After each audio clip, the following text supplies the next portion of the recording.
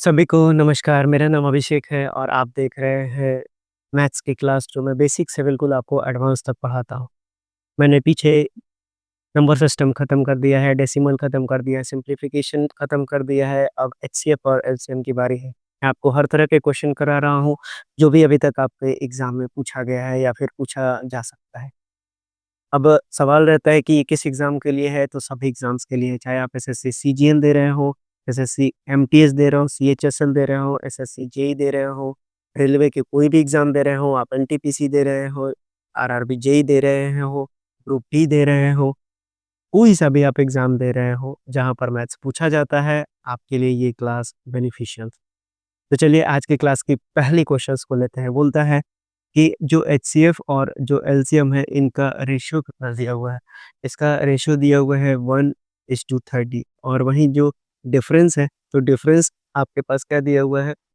दोनों का डिफरेंस दिया हुआ है 493 ठीक है, तो दोनों का डिफरेंस कितना दिया हुआ है? 493 दरअसल एलसीएम और एचसीएफ का बीच का डिफरेंस देना चाहिए था इसे, कोई बात नहीं। लेकिन लेना वही है क्योंकि ये पॉजिटिव रिजल्ट दे रहा है। तो अब आपसे पूछा है कि एलसीएम और एचसीएफ की वैल्यू कितनी हो जाएगी? तो देखिए, हमको पता है कि अगर ये 1 है और ये 30 है, रेशियो दोनों का, यानी कि यहाँ 29 की वैल्यू कितनी हो गई? 493 हो गई। यानी कि न 29 एकम 29 हो जाएगा और उसके बाद 20 हो जाएगा, तो 9 सत्ते 63 यानी 1 की वैल्यू कितनी आ गई? यहाँ तक दिख रहा है? नहीं।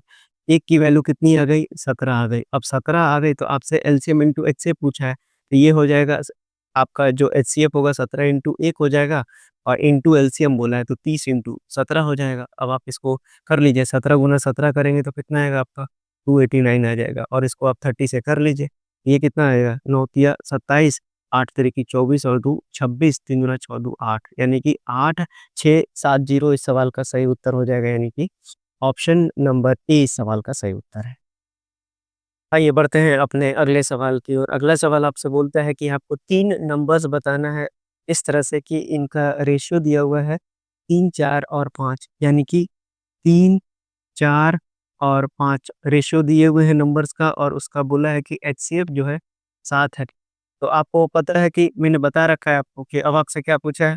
वो आपसे पूछा है कि फाइंड द 3 नंबर्स, तो 3 नंबर्स क्या हो जाएँगे जब एचसीएफ दिया हुआ है और रेशियो दिया हुआ है। तो पहला नंबर हो गया 21, दूसरा नंबर कितना हो गया 28 और तीसरा नंबर कितना हो जाएगा 35। यानी कि अब ये 21, 28 और 35 इस सवाल का सही उत्तर हो जाएगा, यानी कि ऑप्शन नंबर बी इस सवाल का सही उत्तर है। आइए देखते हैं इस सवाल को। आप आपसे पूछा गया है कि the sum and the difference of the LCM and HCF of the two numbers are 682 and 638 यानी कि एलसीएम और एचसीएफ का बोला गया है आपके पास कि द सम ऑफ द कितना है? एक है 682 और जो दोनों के बीच का डिफरेंस है वो कितना दिया हुआ है? 638 दिया हुआ है, ठीक है। अभी हम यहाँ तक सॉल्व कर लें, गया मेरा, तो ये 2L की वैल्यू कितनी आ गई? 8 दूनी 10, 8 तीनी 11, 1 12, 6 6 12 और 1 13 यानी कि 2 छक्का 12, 2 छक्का 12 यानी कि जो मेरा एलसीएम है वो 660 आ गया। अब हमको एचसीएफ चाहिए, तो एचसीएफ कितना हो जाएगा? 660 घटा देते हैं, तो कितना हो जाएगा? 2 और ये हो गया 2 यानी कि 22 आ गया। तो एचसीएफ मेरे पास 22 आ गया और एलसीएम जो है मेरे पास 660 आ गया। अब हमसे क्या बोलता है? हमसे बोलता है कि अगर तो आपसे बोला गया है कि सम ऑफ 2 नंबर यानी कि पहला नंबर और दूसरा नंबर इन दोनों का योग कितना दिया हुआ है? 286 दिया हुआ है, 286। तो अब आपसे बोला है कि आप बताइए कि नंबर्स कौन-कौन से होंगे? यानी कि इन्हीं दोनों को अननोन कर दिया है, पहला और दूसरा नंबर क्या होगा? तो हमको पता है कि एलसीएम और एचसीएफ कितना होता है? पहला और इनटू दूसरा नंबर होता है। यहाँ तक विज़िबल है? विज़िबल है, ठीक है? तो अब जो है ये तो मेरे पास पता चल गया ना कि ये 660 और गुना कितना है? 22 है।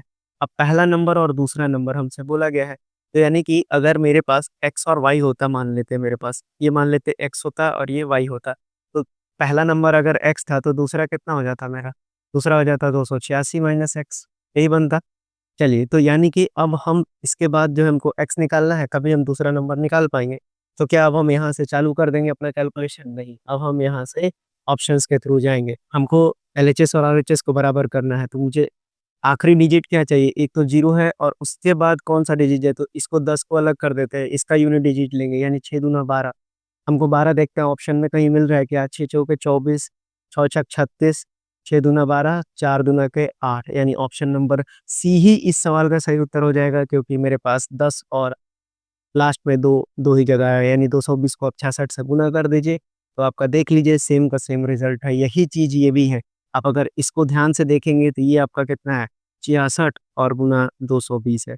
इसीलिए आपको क्वेश्चन पढ़ना और ऑप्शंस भी देखना काफ़ी ज़रूरी है। देखिए, ये क्वेश्चन जिसमें आपका काफ़ी समय लग सकता था, मात्र सेकंड्स में बन गया। तो आपको ऐसे दिमाग चलाना है आपको अपने एग्ज़ाम्स में और वो तब आएगा जब आप प्रैक्टिस करेंगे।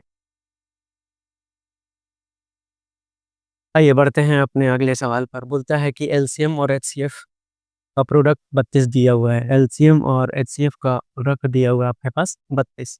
अब आपसे कहता है कि और difference of the number is 4 यानी कि इन दोनों का डिफरेंस जो है वो दिया हुआ है 4।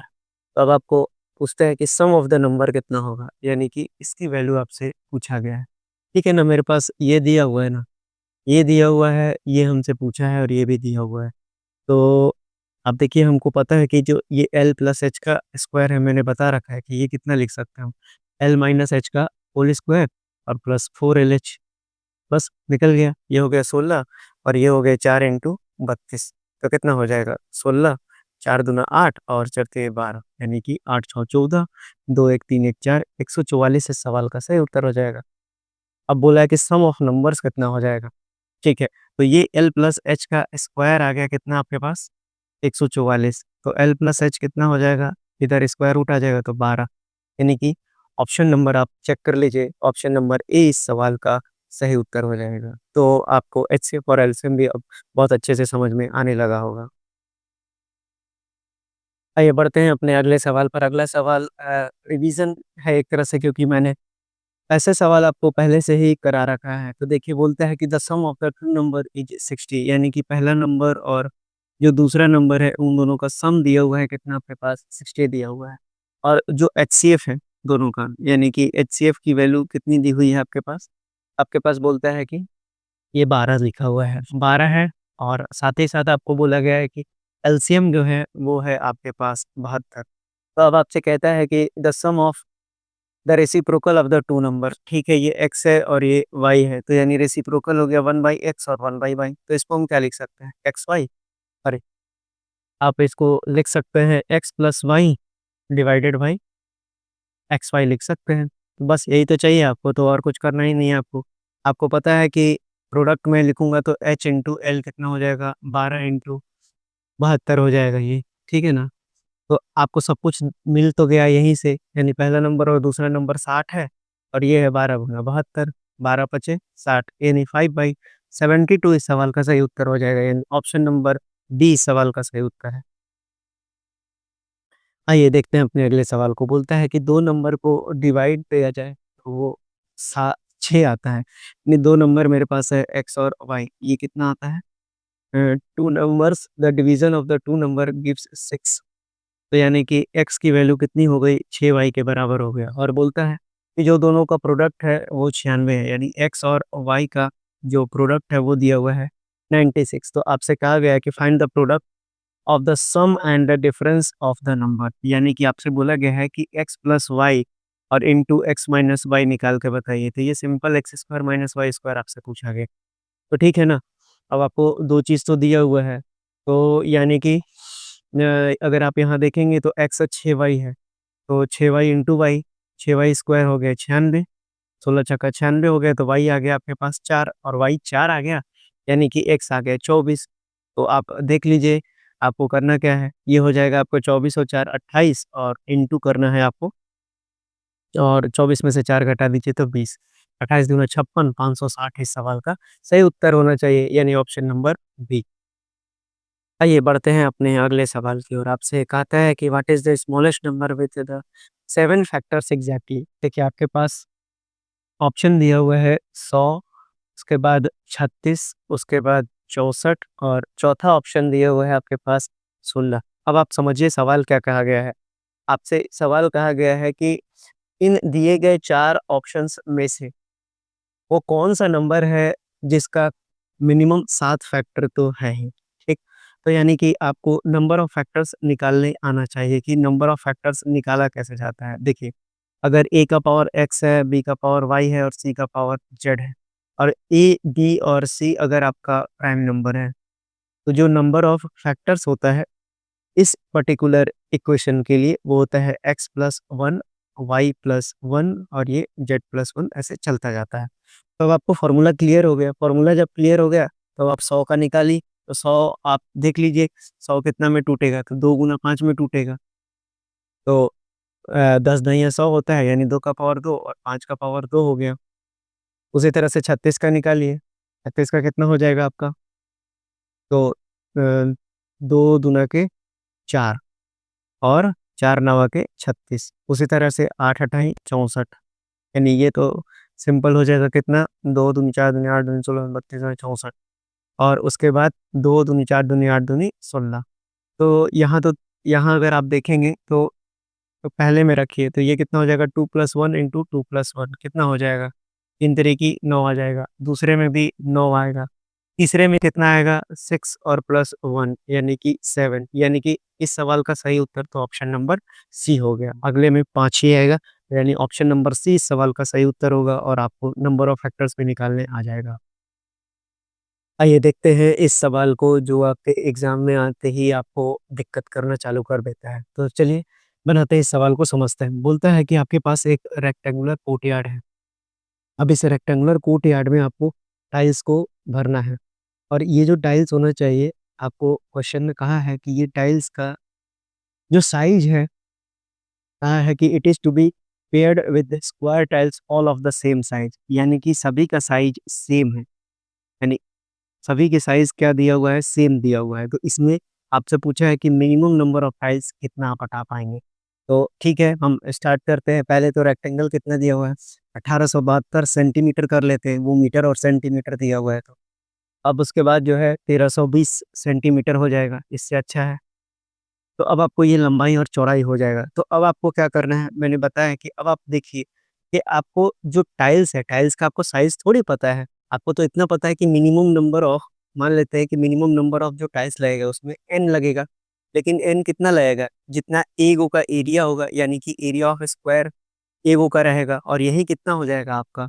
एरिया ऑफ रेक्टेंगल के बराबर हो जाएगा। यही तो निकलेगा ना आपका, जो आपका n यानी मिनिमम नंबर ऑफ टाइल्स है।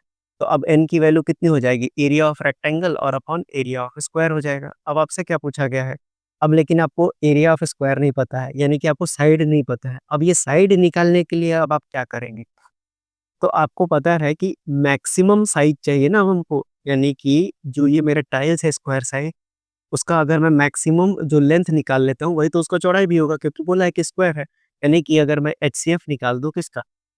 1320 और 1872 का, तो मेरे पास क्या निकल के आ जाएगा? ये मेरे पास निकल कर आ जाएगा साइज़ ऑफ टाइल, है ना? यानी कि एक साइड टाइल्स का निकल जाएगा तो दूसरा साइड को मल्टीप्लाई कर देंगे तो वो एरिया बन जाएगा। अब एचसीएफ इसका निकालिए, तो 1320 का है और 1872 का है। आपको जैसे निकालना है आप वैसे निकालिए। ये 9 दूना 18 और 9 आठे 72 दिख रहा है। उसके बाद 4 पचे 20, 4 दूना के 8, 13 चौके 52, ठीक है। अब यहाँ देखते हैं 6 दूना 12, 6 दूना 12 0। अब उसके बाद 5 चौके 20, 5 चौके 20, 11 चौक 44 हो गया। तो यानी कि अब आपके पास एचसीएफ कितना आ रहा है इसका? तो एक तो दिख रहा है मुझे 4, तो बिल्कुल 4 ले लेंगे हम। और कुछ दिख रहा है क्या मुझे? तो मुझे दिख रहा है ये है 3 इंटू 2 और ये है 3 इंटू 3, यानी एक 3 भी दिख गया और यहाँ पर भी 2 इंटू 2 है, यानी 1 2 और बाहर निकलेगा। यानी कि दोनों का एचसीएफ कितना आ गया? 24 आ गया। तो अब n की वैल्यू आप आसानी से निकाल सकते हैं। रेक्टेंगल का एरिया कितना है? 1872 है और ये 1320 है और स्क्वायर का एरिया कितना हो जाएगा? ये 24 सेंटीमीटर। एक साइड आया तो दूसरा साइड कितना हो जाएगा? 24 और वो भी 24 होगा। अब इसको कर लीजिए, 12 दूना 24, 12 एकम 12, 12 एकम 12 0। अब ये कितना हो जाएगा? 255 आ जाएगा। ठीक है, इसको ऐसे ही रहने दीजिए क्योंकि इससे मत काटिए। 110 आपको भाग गुना करने में आसान लगेगा। तो 2 नौवा 18, उसके बाद 2 तिहाई 6, 2 छक्का 12। अब आपके पास 12 से कट जाएगा क्या? तो बरसते 84, 4 और 9, ठीक है। 12 दूना 24, बरसते 84, बरी अठी 96। ये कितना हो जाएगा? 2 तिहाई 6, 2 नौवा 18। ये आ गया 11 नौवा 99, 11 तिया 33 और 9 42, यानी 4290 इस सवाल का सही उत्तर हो जाएगा, यानी ऑप्शन नंबर बी इस सवाल का सही उत्तर है। तो आई होप ये सवाल आपको अच्छे से समझ में आ गया होगा। अगली बार से आप इतना आपको नहीं करना है एग्ज़ाम में, ये सिर्फ़ समझाने के लिए था। आइए अगला सवाल ऊपर के क्वेश्चन पर ही बेस्ड है। आपसे सिंपल पूछा है number of square design require, है ना? तो हम देख लेते हैं हमने क्या किया था पिछले रूम में। यानी कि फ्लोरिंग ऑफ अ रूम है 12 और 8, तो 12 बाई 8 का रूम है। यानी कि हमको तो स्क्वायर का साइड निकालना है, यानी एचसीएफ हो जाएगा किसका, 12 और 8 का। तो 12 और 8 का एचसीएफ कितना हो जाएगा आपका, 4 दूना 8 चढ़ते हैं 12, यानी 4 हो जाएगा। तो आपसे बोला है कि is to be design by the squares of the minimum possible area, find the number of the square. तो यानी कि अब मेरे पास जो स्क्वायर हो जाएगा, स्क्वायर का एरिया कितना आ जाएगा आपके पास, 4 इंटू 4 आ जाएगा। तो नंबर कितना हो जाएगा, एरिया ऑफ रेक्टेंगल और अपॉन एरिया ऑफ स्क्वायर। अब आप आपको बिल्कुल दिक्कत नहीं होनी चाहिए, 12 और 8 इसका एरिया हो जाएगा और स्क्वायर का हो जाएगा 4 इंटू 4, यानी कि 4 से ये गया, 4 से ये गया, यानी कि 6। अब आप देखिए कितनी आसानी से आप बना पा रहे हैं ऐसे सवालों को, यानी ये इस सवाल का उत्तर हो जाएगा। तो बस आपको पहला क्वेश्चन सिखाना था। अब आपको आएगा तो सिर्फ एचसीएफ निकालना है दोनों रेक्टेंगल के दिए हुए साइड्स का, तो वो आपका स्क्वायर का एक साइड निकल जाएगा, दोनों को मल्टीप्लाई कर लीजिए, एरिया निकल जाएगा। अब इन दोनों का जो प्रोडक्ट होगा वो एरिया ऑफ रेक्टेंगल हो गया और इन दोनों का एरिया ऑफ स्क्वायर हो गया, दोनों का रेशियो ले लीजिए, वही आपका नंबर ऑफ एल्स आ जाएगा। तो ये बढ़ते हैं अपने अगले सवाल पे। अगला बहुत फेमस सवाल है जो हर परीक्षाओं में पूछा जाता है। बोला गया है कि 5 बेल हैं, वो कमेंस करते हैं टोनिंग टुगेदर, यानी बजना चालू करते हैं 3, 6, 12, 15 और 18 सेकंड पर। तो बोलता है कि अगर उनको 9:58 45 सेकंड पर बजाया गया था, तो अगली बार वो कब बजेंगे? तो आपको दिमाग में रखना है कि अगली बार वो कब बजेंगे। आपसे बोला गया है कि 3 सेकंड, 6 सेकंड, 12 सेकंड, 15 सेकंड और 18 सेकंड पर ये बजता है। तो बजाया गया था इसको कब? 9:58-45 पर। तो अगली बार कब बजेगा? तो देखिए अगली बार बजने के लिए आपको इसका एलसीएम पता होना चाहिए, क्योंकि वो मिनिमम नंबर आपको चाहिए जो इन सबको भाग लगा देगा। यानी कि 3, 6, 12, 15 और 18 से कटने वाला वो कौन-सा सेकंड होगा? तो वो सेकंड होगा 180 सेकंड, है ना? यानी कि 180 सेकंड का मतलब हो गया कि 3 मिनट। यानी कि 3 पर बजा था, 6 पे, 12 पे, 15 पे, 18 पर। यानी कि अब की बार 3 मिनट बाद यानी 180 सेकंड बाद बजेगा। 58 पे बजा था आखिरी बार, तो 3 मिनट जोड़ दीजिए। तो यानी कि ये तो 45 ही रहेगा। ये हो जाएगा आपका 58 और 2, अब ये कितना हो जाएगा आपका, ये हो जाएगा 58 और 3 61 हो जाएगा और ये रह जाएगा आपका 9। तो यानी 61 सेकंड तो होता नहीं है, 60 ही सेकंड का वो हो जाता है। 1 घंटा हो जाता है 60 मिनट का, तो इसको इधर 60 शिफ्ट कीजिएगा तो ये बच जाएगा आपके पास 10 और यहाँ बचेगा आपको 1 मिनट और ये बचेगा आपका 45 सेकंड। तो यानी कि 10 बज के 1 मिनट 45 सेकंड पर अगली बार बजेगा। आइए बढ़ते हैं अपने अगले सवाल पर। तो अगला सवाल में मेरा भी चेहरा नहीं दिख रहा है। बोलता है कि 3 कंसेक्यूटिव रोड, यानी कि 3 कंसेक्यूटिव रोड क्रॉसिंग है at which the traffic lights change. यानी कि देखिए आपके पास 3 तरह से सिग्नल है, यानी एक इधर है, फिर एक इधर है, फिर एक इधर है। चलिए, यानी कि तीनों जो है 35 सेकंड, 42 सेकंड और 90 सेकंड पर चेंज होते रहता है। तो बोलता है कि अगर लाइट को सेट कर दिया जाए साइमल्टेनियसली 8 बजे, तो कितने समय के बाद जो है ये चेंज करेगा? तो आपके पास दिया है ना, 35, 42 और 90 पर चेंज हो रहा है। 35, 42 और 90 सेकंड पर ये चेंज हो रहा है। तो यानी कि अगला चेंज कब होगा? जब इन तीनों का एलसीएम हमको पता चल जाएगा। यानी वो मिनिमम संख्या जो इसको जो इनसे भाग लग जाए। ठीक है, देख लेते हैं हम। 7 गुना 5, ये आपका हो गया 7 गुना 6 यानी 3 गुना 2 और ये हो गया कितना, 15 छक्का 90। तो 15 हो गया 5 गुना 3 और 6 हो गया 3 गुना 2। तो अब देखिए, अब इसका मिनिमम पावर 7 का 1 हो जाएगा, 5 का भी 1 हो जाएगा, 3 का मिनिमम पावर 2 है यानी 9 हो गया और 1 2 हो गया। यानी कि 35 गुना 18। अब ये कितना हो जाएगा, 18 पचे 90, 630 आ गया। 630 सेकंड आया, लेकिन अगर आप ऑप्शंस को देखेंगे तो ऑप्शन क्या आपको इसमें दिया हुआ है, तो आपको मिनट और सेकंड में दिया हुआ है और वो भी 8 बजे का कोई वैल्यू नहीं है। यानी कि इसको हम लिख सकते हैं 600 प्लस 30 सेकंड। 600 का मतलब हो गया 10 मिनट और साथ ही साथ ये हो गया 30 सेकंड। तो 10 मिनट 30 सेकंड इस सवाल का सही उत्तर हो जाएगा। यानी अब ऑप्शन नंबर आप देख लीजिए और चेक कर लीजिए। यानी कि ऑप्शन नंबर ए इस सवाल का सही उत्तर है। तो आशा करते हैं आज मैथ्स की क्लास आपको बहुत अच्छे से समझ में आ गई होगी। मिलते हैं अगली क्लास में। तब तक अगर आपको वीडियो लाइक कीजिए, सब्सक्राइब कीजिए, शेयर कीजिए अगर आपको पसंद आता है तो, और कोई भी क्वेरी हो तो कमेंट बॉक्स में ज़रूर पुट अप कीजिए। धन्यवाद।